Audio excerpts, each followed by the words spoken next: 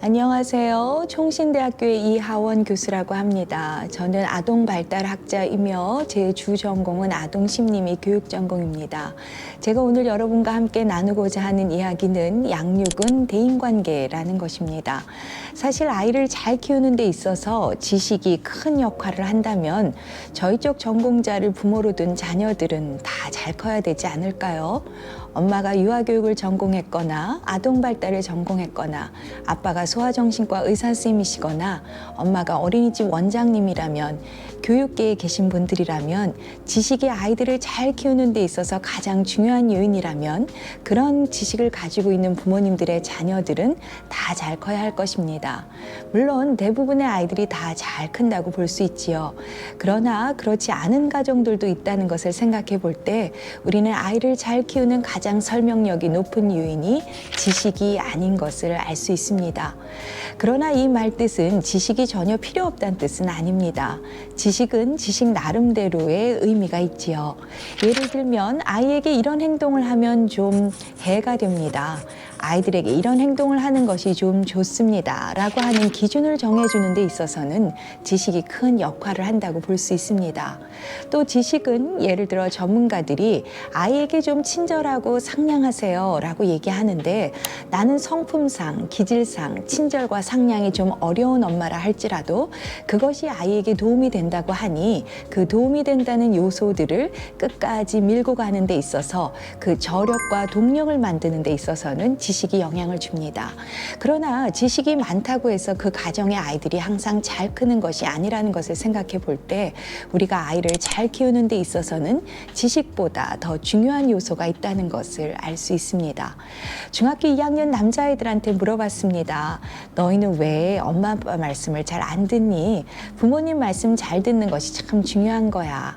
그래도 부모님이 너희를 가장 사랑하셔 라고 얘기할 때 아이들이 여러 가지 다양한 답들을 얘기하지만 이 아이들의 데이터들을 평균 내어 보면 옳은 얘기를 기분 나쁘게 하신다는 거예요. 그렇죠. 우리는 옳은 얘기만 합니다. 일찍 자라, 또 일찍 일어나라, 좋은 친구 만나라, 공부 열심히 해라, 정직해라, 성실해라, 다 옳은 얘기만 합니다. 그러나 그 이야기들이 아이들에게 기분 나쁘게 들린다는 거예요. 협조하고 싶지 않다는 것입니다. 순종하고 싶지 않다는 거예요. 그 이유가 무엇일까요? 부모와 관계가 좋지 않기 때문입니다. 결국 아이들을 잘 키우는 데 있어서 가장 중요한 요소는 아이들이 너무나 귀하고 너무나 사랑스럽고 천하보다 귀한 생명체인 것은 분명하지만 아이들에게 어리석음이 얽혀있기 때문에 우리말을 좀 잘 들어야 하는데 이 듣게 하는 기술이 화술인 말이 아니라 관계라는 것입니다. 아이들은 앞서 말씀드린 것처럼 너무나 귀합니다. 그러나 아이들은 어리석음이 얽혀 있습니다. 아직 자라나는 중이기 때문이지요. 아직 발달이 완성되지 않았습니다. 따라서 뜨거운 물에 손을 집어넣습니다. 높은 데서 뛰어내리려고 하는 것이지요. 가스레인지 불에 손을 집어넣으려고 합니다. 초호기심이라는 것이 있습니다. 그러나 그것이 위험한 것이지요. 따라서 아이들을 잘 키운다라고 하는 것에 있어서 가장 중요한 것은 아이들이 어른 말을 좀 들어야 한다는 것이고 이 듣는다는 것의 중요한 전제는 아나운서처럼 멋있게 얘기하는 화술이나 기자처럼 논리적으로 말하는 설득력이 아니라 나하고 아이가 관계가 좋아야 한다는 것입니다. 여러분은 어떤 분들의 말들을 들으세요? 그 사람과 나의 신뢰롭고 친밀한 관계, 즉 관계가 좋으면 얘기를 들으려고 하지 않을까요? 여러분들은 어떤 사람의 이야기를 들으려고 하세요? 완벽한 의견이지만 나와 사이가 좋지 않다면 그 사람의 의견은 별로 듣고 싶지 않습니다. 그러나 약간 의견에 흠이 있다 할지라도 나하고 관계가 특별하다면 그 사람의 의견을 좀 도와서라도 의견을 개진시켜주고 싶은 거예요. 우리들이 가지고 있는 이 보편적인 심리 상태가 아이들에게도 동일하게 적용됩니다.